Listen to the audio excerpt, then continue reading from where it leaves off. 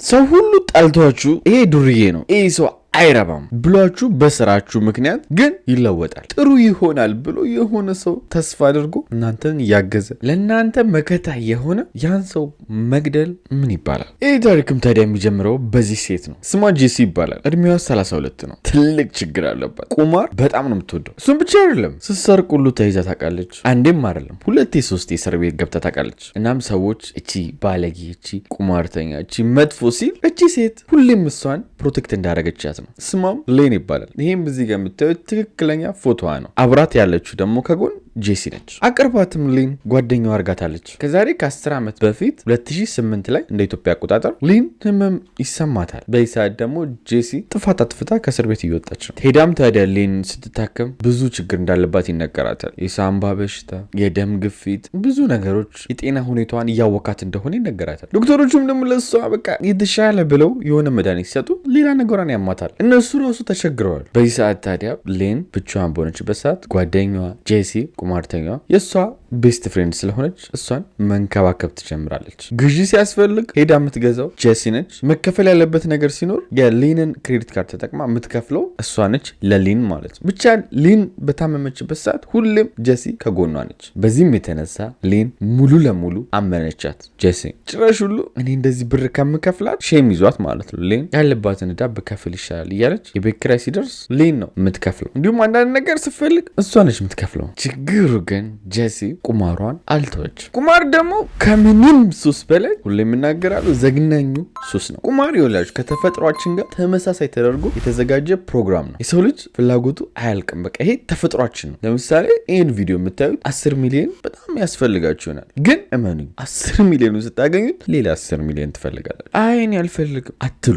100% ነግራችኋለሁ። ይሄ ተፈጥሮ ነው። ሰው ልጅ የሚኖርበት አካሄድ ነው። ህይወት እንዳይሰለችን የተደረገበት ይሄ በቃ የተፈጥሯዊ ነገራችን ነው። 10 ሚሊዮን ስታገኙ በቃኝ ህይወት ያስጠላችኋል፣ ይሰለቻችኋል። ግን ተፈጥሮ እንዳንሰላች ለሰው ልጅ ይህን ነገር ሰጥታለች። ሌላም ነገር ያምረናል። የሆነ ነገር ስናገኝ ሌላም ነገር። ስለዚህ ቁማር ለምሳሌ ዛሬ 1000 ብር ከበላችሁ የምትፈልጉት እኮ 1000 ብር ብቻ ሊሆን ይችላል። ግን በነጋታው ምን ትላላችሁ? 2000 በላለሁ ትላላችሁ። 2000 ለመብላት ደግሞ ብዙ መስዋዕትነት የምታደርጉት ነገር አለ። ነገሩን እያከበዳችሁት ነው የምትሄዱት። 1000 ስትበሉ በቀላሉ ነው የበላችሁ። 2000 ለመብላት ግን ሪስኩን ከፍ ታደርጉታላችሁ። በዚህ ሰዓት ሎስ ታደርጋላችሁ ያላችሁን ማለት ነው። ስለዚህ ቁማር ማለት ከሰው ልጅ ጭንቅላት ጋር ሆን ተብሎ ሰዎችን ለማጥፋት የተዘጋጀ ጨዋታ ነው። በቁማር መቼም አታሸንፉም። እንዳልኳችሁ ሄዳችሁ የሆነ ሰዓት ቁማሩ ይበላችኋል። የሚበላችሁም ተፈጥሮ ነው፣ ማቆሚያ ስለሌላችሁ ነው። ቁማሩ ቢከፍላችሁ እንኳን እኛ ሰዎች በቃኝ ስለማንል እና ባካችሁ ቁማር በቻላችሁ ታቅም ራቁ። ይሄንን አውቃችሁ ማለት ነው። መቼም በቁማር ሰው አትሆኑም። ብዙ ታሪክም ፈልጋለሁ። በቁማር ስኬታማ የሆኑ ሰዎችን ለእናንተ ለመስራት ግን የለም። አስቡት፣ ከዚህ ሁሉ ቢሊየን ህዝብ አንድ እንኳን የለም። ስኬታማ የሚሆኑት ቁማር ቤቶቹ ናቸው። ዋናው ቁማር ቤቱን የከፈቱት እኛ እንዳንሆን ተደርጎ ፕሮግራም የተደረገ ነገር፣ በቃ ውጤታማ ስኬታማ እንዳንሆን የተደረገ ጨዋታ ነው ቁማር ማለት። ስለዚህ ቁማር መቼም አትበሉ። ወደ ታሪኩ ስንሄድ ጄሲ ተፍተፍትልና የሆነ ብር ታገኛለች። ሄዳ ቁማር ላይ ታስገባለች ብሯን። ግን ከሆነ ሰዓት በኋላ ተፍተፍ የምትለውንም ስታጣ ስራም እየሰራች አይደለም። እናም መጨረሻ ላይ ወደ ሊን ትዞርና ሊንንም ማሳመን ትጀምራለች። ከሷ ፓወር ኦፍ ኢተርኒ ታገኛለች። ፓወር ኦፍ ኢተርኒ ማለት ውክልና ማለት ነው። በሊን ስም ያለ ነገር ሁሉ እንድታንቀሳቀስ ውክልና ታገኛለች። በዚህም አያቆምም። ስትሞት ውርስ እንደምትወርስ ሊንን ታሳምናታለች። ሊንም እሺ ብላ ሁለቱንም ለጄሲ ታደርግላታለች። ጄሲም ተሳካለት። ከሷ እያንዳንዱን ነገር ነው መውሰድ የምትፈልገው። ወረቀቱን አገኘች። ወዲያውም ደግሞ በንጋታው በውክልናዋ ባንክ $200,000 በላይ አስቀምጣለች። ያንን መስረቅ ጀመረች። የሚገርመው ደግሞ ትንሽ ብር አለ። በአንዴ 10,000፣ 15,000፣ $5,000 ነው የምታወጣው። አትሊስት ደግሞ የሚያናደው ነገር ወስዳ እንኳን ብትጠቀምበት አሪፍ ነው። እሷም አትጠቀምበትም። ወስዳ ቁማር ቤት ትከተዋለች። ቁማሩም ያው መልሼ መናገር ማስረዳት አይጠበቅብኝም፣ ይበላታል። ቅድም ያልኳችሁ ለዚህ ነው። አሁን እሷ ብር እያገኘች ነው። 5,000፣ 10,000፣ 15,000 በጣም ብዙ ነው። ለእኛ ብቻ አይደለም ለፈረንጅ ራሱ በጣም ብዙ ነው። በቃኝ ቁማር ቦታ አልሄድም ማለት ትችል ነበር። ግን እንዳልኳችሁ ቅድም የሰው ልጅ ማብቂያ የለውም። በቃ ለቁማር ፕሮግራም የተደረገው ከዚህ አስተሳሰባችን ጋር እንካ 1 ሚሊዮን ብላችሁ ብትሰጡት ለቁማርተኛ የምፈልገው 1 ሚሊዮን ብቻ ነው ብሏችሁ በነጋታው በሱ 1 ሚሊዮን ይቆምርበታል። የሱ ጥፋት አይደለም፣ የቁማር ሲስተሙና የተፈጥሯችን ነው። ስለዚህ በቻላችሁ ታቅም ቁማር ጋር አትድረሱ። አንዳንዴ እንኳን ጄሲ ተሳክቶላት አንዳንዴ እምላችሁ በጣም በጥቂቱ ተሳክቶላት ስትበላ ይሄንን ብር ተወስድና ፍቅረኛዋ ጋር ናልጋብስ ና የሆነ ቦታ ልውሰድ እያለች ፍቅረኛዋን ታዝናናዋለች። የሚገርመው ግን ፍቅረኛዋ የሚያስበው እሷ የጥርስ ሐኪም ረዳት እንደሆነች ነው የሚያስበው። ቁማርተኛ እንደሆነች አያውቅም። ከሊን ብር እየሰረቀች እንደሆነ አያውቅም። እናም አንድ ላይ ሲሆኑ ምናምን የጥርስ ሕክምና አጋዥ ልብስ አለ ዩኒፎርሙ፣ እሱን ለብሳ በቃ ልሄድ ነው ትላለች ማለት ነው። የምትሄደው ግን ወደ ሊን ነው። ጊዜያቶች ቀጠሉ። በ2 ዓመት ውስጥ ጄሲ ከሊን አካውንት ውስጥ ወደ 22 ሚሊዮን ብር የሚሆን ወይም ደግሞ በዶላር ብትመቱት ወደ $140,000 ሰረቀች። ግን ምን አደረገችበት? ምንም። ቁማሩን የበላው ጭራሽ ሁሉ ሌን ያስቀመጠችው ብር ሲያልቅ ወደ እሷ ትዞራለች። ምክንያቱም ሌን ስትሞት የእሷ ወራሽ እንድትሆን ወረቀት ስለፈረመችላት እሷን ለማድረግ አሰበች። የመረጠችው መንገድ ደግሞ በጣም ያስጠላል። ሌን እንደምታውቁት ለራሷ እንኳን ታማሚ ነች። ዶክተሮችም በቃ የእሷን ህመም ለማስታገስ ግራ ገብቷቸዋል። ብዙ ነገሯን ነው የሚያማት። ስለዚህ ጄሲ እዚህ ህመሟ ላይ ሌላ ህመም ለመጨመር አሰበች፣ በመመረዝ ማለት ነው። ወደ ተግባርም ገባች። የመጀመሪያ ተግባሯ ሊን አካባቢ ያሉ ሰዎችን ማራቅ ነው። ምክንያቱም ልትገላት ያሰበችው በአንዴ በሁለቴ ምናምን አይደለም። በጣም አዳክማ በአመት ውስጥ ምናምን ነገር ልትገላት ያሰበችው። ስለዚህ በጣም መታመሟን የሆነ ሰው ካየ ሆስፒታል ሂጂ እንሂድ ምናምን የሚባል ነገር ስላለ በሷ አካባቢ ያሉ ሰዎችን ማራቅ ጀመረች። ከዛም ጀመረች፣ ስሙን አልነግራችሁም፣ መድኃኒት ነው ግን መድኃኒቱ የሚዋጥ ሳይሆን የሆነ አካላችሁ ላይ የሚደረግ መድኃኒት ነው። ስፔሲፊክ አድርጌ አልነግራችሁም፣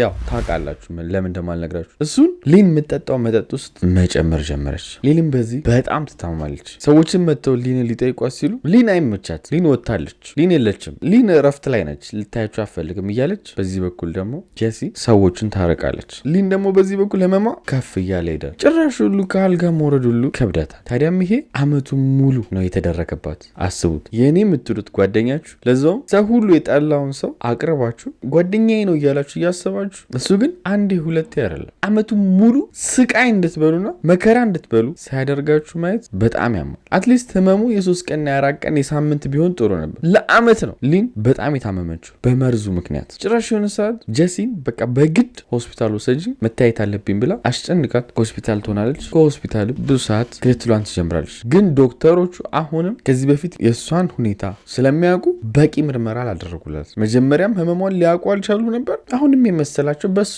ተመሳሳይ ህመም እየተሰቃየች ነው። በዚህ በኩል ጄሲ ተመችቷት ያ ነገር ልክ ከሆስፒታል በቃ እቤት ግቢና ራስሽን ተንከባከቢ ብለው ሲመልሷት ጄሲ በዚህ በኩል የምትመርዝበትን መርዝ ዶዙን ከፍ ታደርጓለች። ኦልሬዲ በቃ ጸጥ የሚያደርጋት ደረጃ ማለት ነው። እናም ውሃ ቀብኝ ስትላት ጄሲ እዚህ ውሃ ላይ ሊገላት ይችላል ብላ ያሰበችውን መጠን ጨምራበት ሰጠቻት። ሊንም ጥርጣሬ ራሱ ውስጡ የለም። ምንም የምታውቀው ነገር የለም ይህ ሁሉ ነገር በሷ እየተደረገ እንደሆነ። ውሃውን ጠጣች። ቴስቱ ራሱ አያስታውቅም። ከዛም ጄሲ ያደረገችው ወዲያው መውጣት ነው ከቤቱ እንዳትጠራት። ሊን ግን እንደጠጣች ከደቂቃዎች በኋላ በጣም ትታማለች፣ ጸጥ ትላለች። አተርፍም ብላም ያሰበችበትን ሰዓት ቀምራ መጣች ተመልሳ። ጄሲ ከሰዓታቶች በኋላ እንዳሰበችው ሊን ሞታላታለች። ከዛም ግን አሟሟቷን ሊን ራሷን እንዳደረገች ለማስመሰል አሰበች እና ምን አደረገች? ብዙ መድኃኒቶችን አመጣች። እነሱን ላይ ደረደረች። አብዛኞቹንም መድኃኒቶች ደግሞ ፍጭት ታደረገቻቸው። እናም ነገሮች ቆንጆ ሆኗል ብላ ስታስብ 911 ደወለች። ስልኩ ላይም እየተነፈሰች አይደለም ሊን ሳትሞት አትቀርም ድረሱልኝ አለች። ወዲያው ፖሊሶች መጡ።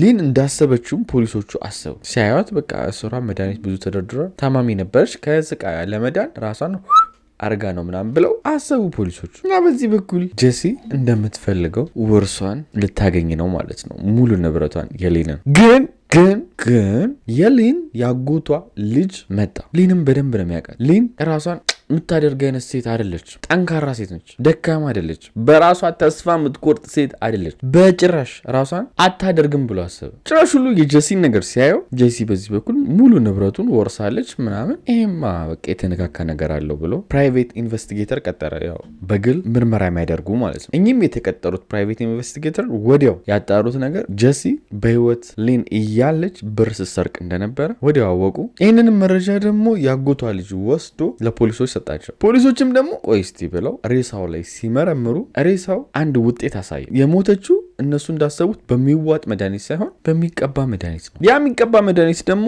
እሷ በሞተችበት ሰዓት በአካባቢው አልነበረም። ስለዚህ የሆነ ሰው ያን የሚቀባ መድኃኒት ኦቨርዶዝ አድርጎ ሰጥቷት ነው ብለው አሰቡ። ያ ሰው ደግሞ ሊሆን የሚችለው ጀሲ ነች። ጀሲን ሄደው መመርመር ጀመሩ። ምን ሰርች እንዳደረገች ኮምፒውተሯ ላይ ቤቷ ውስጥ ሊገኝ የሚችል ነገር ብለው ማየት ጀመሩ። የመጀመሪያ መረጃቸው ኮምፒውተሯ ላይ እንዴት ሰውን መግደል እንደሚቻል ሰርች ስታደርግ ነበር። በእነዚህ ምክንያቶች ደግሞ አመቱ ጥያቄ ስጠይቋት ዝብርቅርቅ ያደረገ መልስ ስትመልስ እዛው ከጫማ ያደርጓታል። የጄሲ እና የሌን ፎቶ ያው መጀመሪያ ሳይቻችኋለሁ። ድጋሚ ማየት ከፈለጋችሁ ይሄን ይመስላል ትክክለኛ ፎቶቸው። ፍርድ ቤት ቀረበች። ጥፋተኛ እንደሆነ ከተረጋገጠ በኋላ እድሜ ልክ ተፈረደባት። አንድ ያሳዘነኝ ነገር ቢኖር ሌን ትክክለኛ የጄሲን ስራ ሳታቅ መሞቷ ያሳዘናል። የዛሬ እውነተኛ ታሪካችንም ይህን ይመስላል። ግን ዩቲዩብ መማር ለምፈልጉ አዳማ ላላችሁ በጣም እየሞላ ነው። ሳያመልጣችሁ በዚህ ስልክ ቁጥር እንዲሁም ቴሌግራም ላይ በዚህ ዩዘር ደውላችሁ ተመዝገቡ። በቀጣይ ቪዲዮ እንገናኛለን። ወዳችኋለሁ። ላይክ፣ ሰብስክራይብ ማድረግ እንዳትረሱ። ባይ